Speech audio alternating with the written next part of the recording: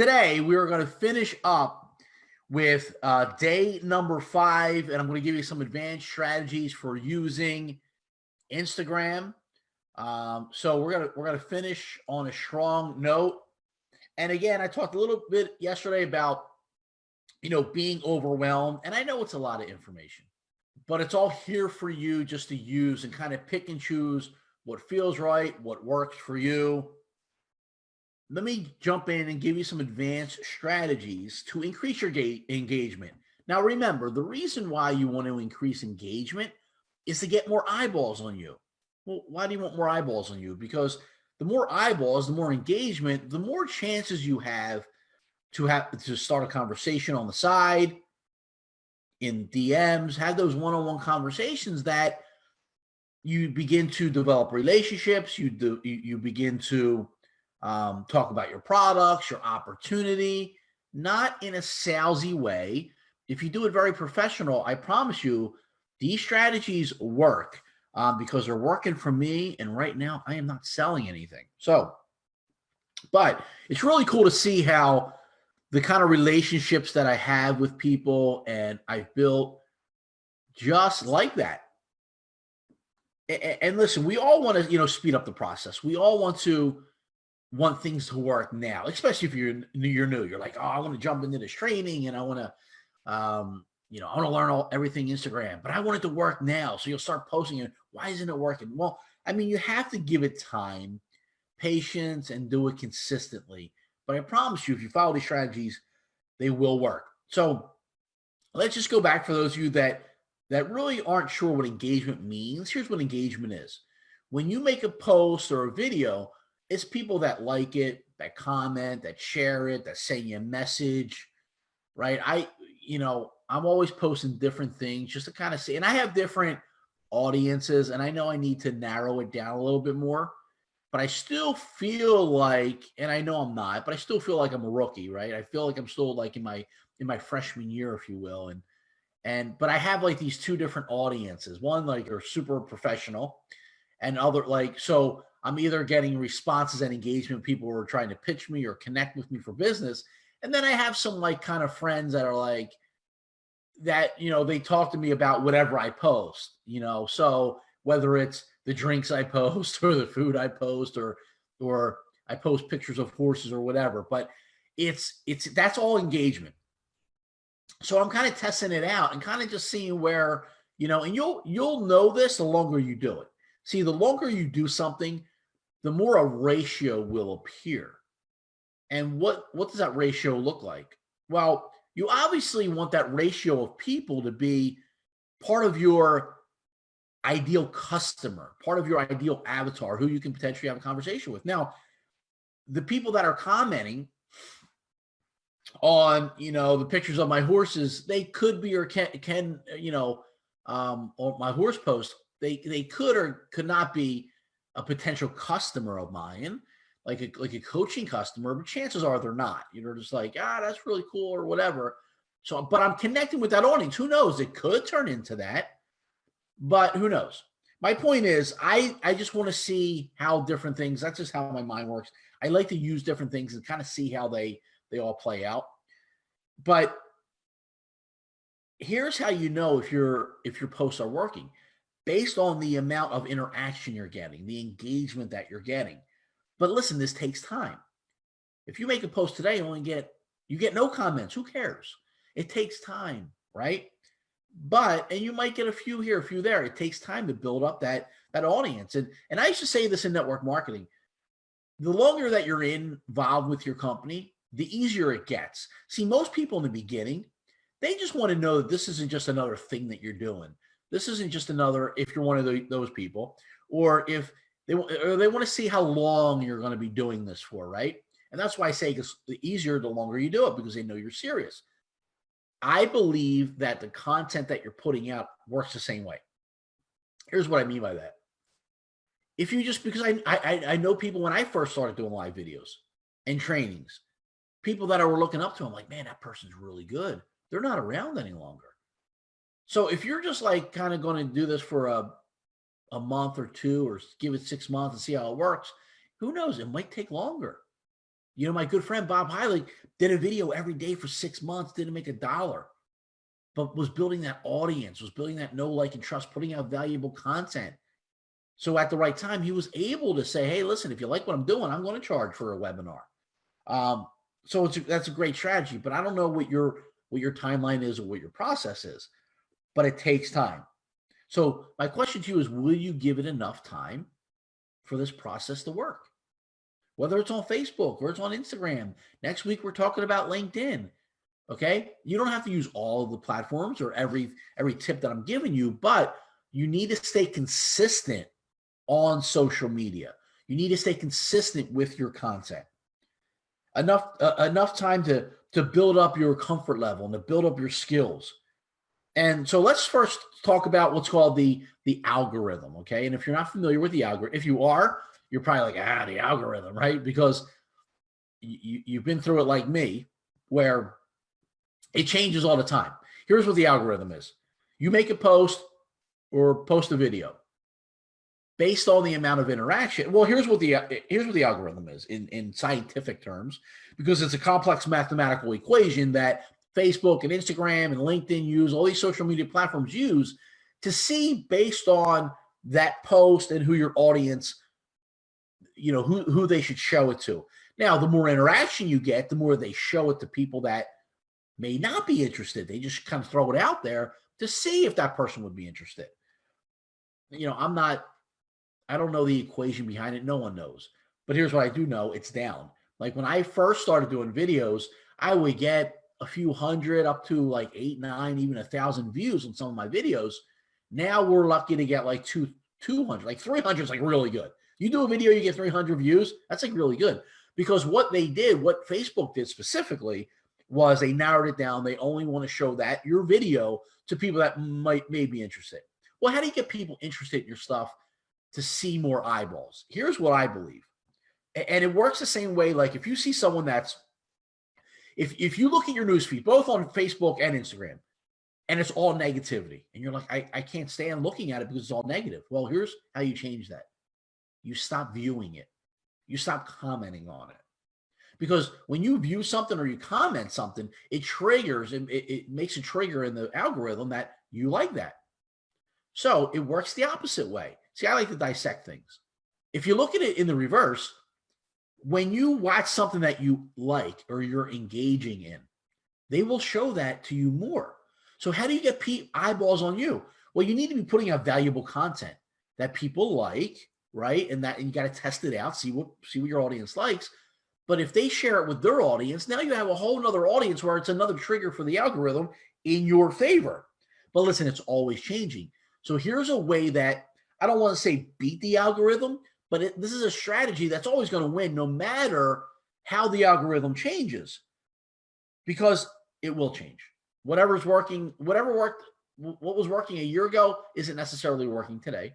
And what's working today isn't necessarily going to work a year from now, maybe even a month from now. But here's what I do know.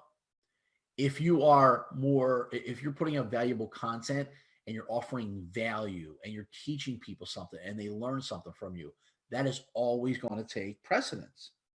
See, what Instagram and Facebook have been doing is they're moving more towards real, genuine connections.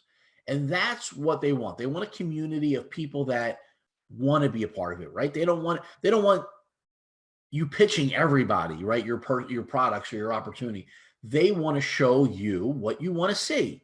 No different. I don't know. And I just did this yesterday, right? I'm on my phone and I'm buying dirt bike equipment, right? Like helmets and all stuff for me and my son to be riding, right? So I'm just like searching all this stuff and just looking at different things. And what do you know? Every time I jump on Facebook and Instagram now, there's ads for that same company. And that's all I see is dirt bike stuff, right?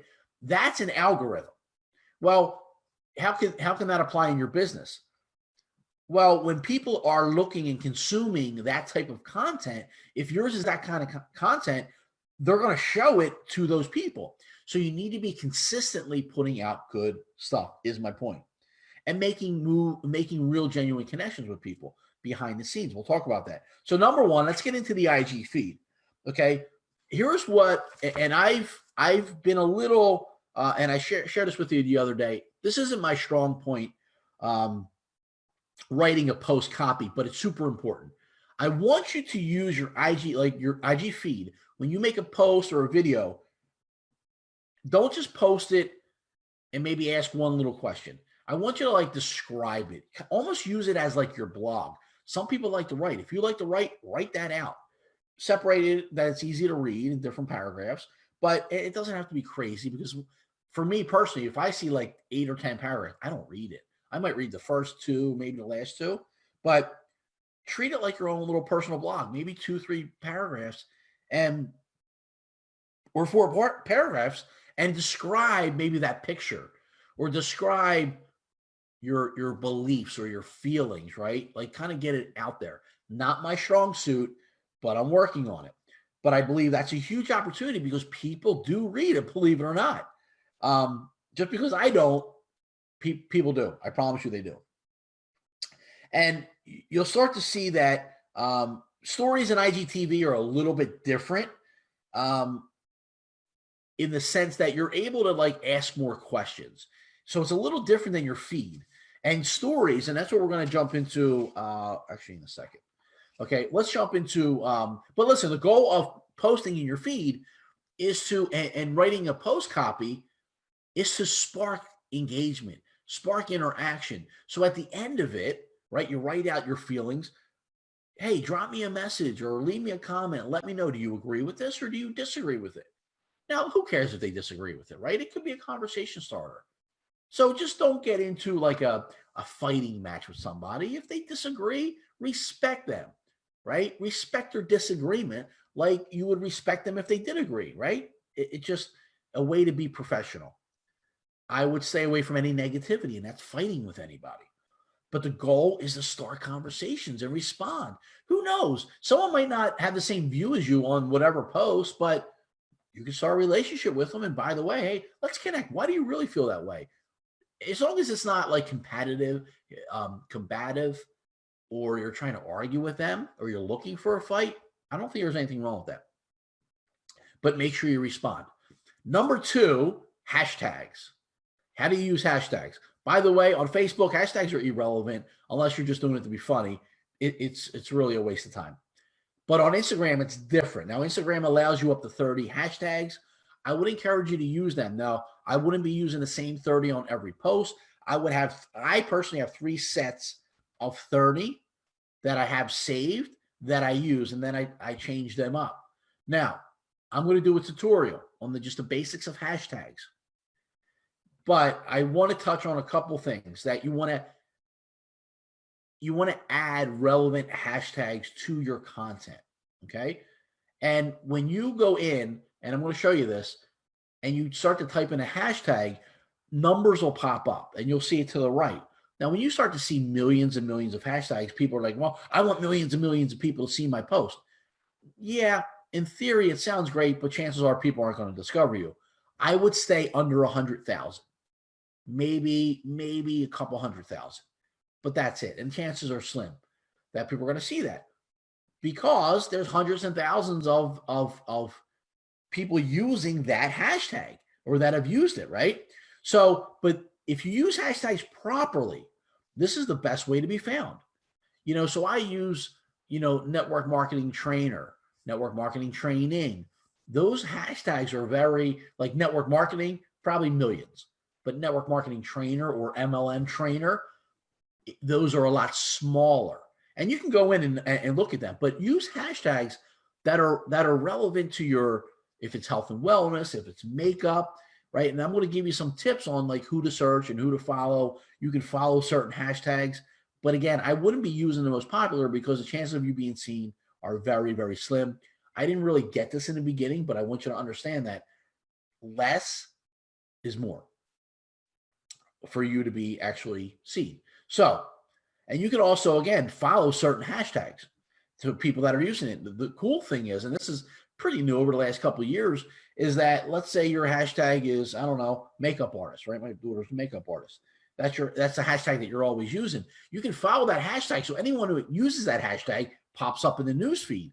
So if you use a hashtag and someone else is using it, there's a good chance that they're going to see your stuff. Now, here's another thing that you can do. You can be posting and commenting, and I would encourage you to do this on that hashtag. So let's say you're following makeup artists, you're a makeup artist, or your product deals with makeup, right?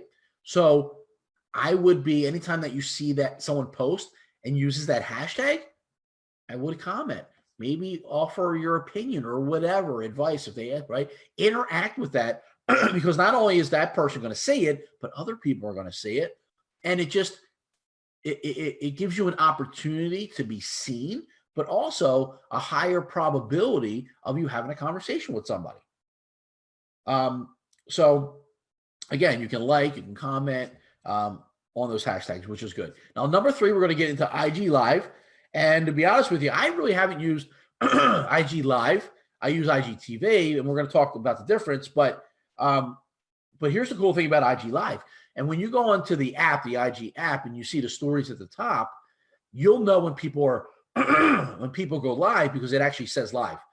So if you do a live video on IG live, you do an IG Live, you're going to pop up. Like, you're going to get precedence. So I think this is a huge opportunity. Honestly, I haven't been playing around with it yet, but it increases your chance not only to be recognized, but it's also going to build a stronger, here's what live video does in general. It builds a stronger relationship with your followers, okay? And make sure on IG that you're going vertical, up and down, not horizontal. So you want to go vertical. But a cool thing you can do is, like, you can have live Q&A sessions. That's probably how I'm going to do one. And I'm actually going to do one this weekend, right? And maybe you do it like once a week. You do like a live Q&A. And listen, if no one gets on it, who cares? I remember saying to my mentor, well, what if I do it and no one gets on? He's like, well, then no one will know you're on because no one was on. So who cares? So just do it, right? And here's my commitment to you. I'm going to do one this weekend. But, you get in there, you say people's names, people that are jumping on, you just do a Q&A, just have some fun with it and kind of, just test it out. That and the stories is kind of like you can like kind of let your hair down, show people behind the scenes. And you can, another cool feature with IG Live is you can bring someone else on live. So if you see me go live this weekend on IG, send me a message, or I think you can probably request to go live. Send me a request. Okay. I'm probably going to do it sometime tomorrow. So IG stories, this is where most people are, by the way. Most eyeballs are on IG stories, and you'll see that. That's why I think IG Live is so prevalent, because stories is right there. Most people are consuming it anyway. So when you go live, people are going to see that first. But with stories, most people are on stories. And here's why stories are different than the feed. Keep the feed professional. Stories, you can let your hair down. That's where I show pictures of my kids. I'm showing, doing 3 different storylines, but I'm showing more of like behind the scenes, more of my fun side. So you can do all that stuff, right? Just be you. Have fun with it, okay? There's no really rights or wrongs on the stories, but you can use polls, stickers. Play around with all this different stuff, different GIFs. That's where you'll see, look at mine. And I mix it up. I don't overthink it. Some people just say professional. I think stories, you should have more fun. Now, again, mix in some business in there, right? And I think people do it right. They're like this, by the web, and, and they just kind of throw it in there. Don't show the name of it. This stuff makes you feel amazing. You kind of throw that in there every, 8 or 9 posts. That's fine. But make sure that you always include a call to action at the end. By the way, and I just made a post recently about greens. I started taking some greens that a buddy sent me, and I've always been in green, just taking like a green drink. And I made a post and I used a poll, and I said, do you take greens?